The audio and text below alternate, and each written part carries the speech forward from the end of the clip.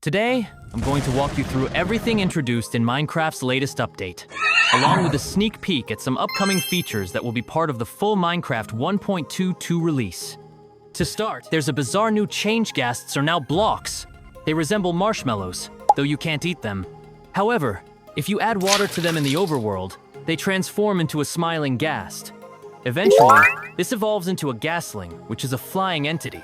A new item, the harness, can now be crafted using a specific recipe.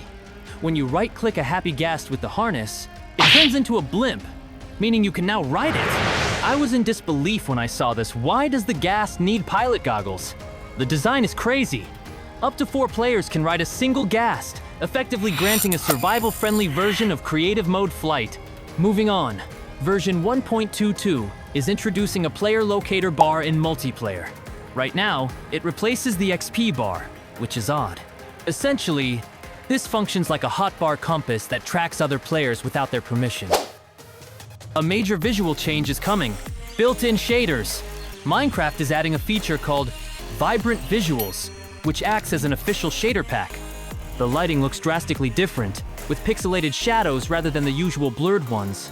The water now has a Lego-like texture, which is divisive. There's a note stating that high-end PCs are required to fully enjoy this update, meaning older devices, or even high-tech screens like the Las Vegas Sphere, may struggle to run it. Now, let's talk about environmental changes. Fallen trees are finally in the game.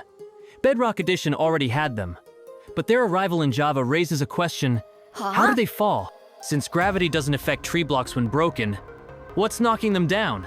Leaf litter is another new addition, appearing as scattered leaves on the ground. They change color depending on the biome and add a more natural feel. Speaking of biomes, the Pale Garden has been introduced, similar to the Roofed Forest but paler. At night, a mysterious figure appears. No idea what it does though. The latest update also allows you to put a name tag on this entity, keeping it around permanently. Mob diversity is improving. Pigs now have different variants. The cold pig sports a furry coat, while the warm pig has a stripe and no fur. Cows are getting the same treatment. Cold cows have thick fur, and warm cows resemble horned bulls. Chickens follow suit. The cold chicken has extra feathers and lays blue eggs, while the warm, or golden chicken, lays brown eggs. Unfortunately, neither golden chickens nor their eggs produce gold mist opportunity. Mojang, just give us ducks already. Sheep are also seeing changes. Their wool color is now biome dependent, meaning desert sheep will look different from forest sheep. Their faces match their wool color, and shearing them leaves behind small colored wool spots. Fish now come in different sizes. When spawning salmon, you'll notice variations in size, though all drop the same amount of food. This also applies to squiddies. Baby squids exist now. However, something strange happens. Punching an adult squid sometimes turns it into a baby. Not sure if that's intentional or a bug. Now, let's talk about smaller tweaks. Lodestones are now crafted with iron instead of netherite, and can be found in ruined portals.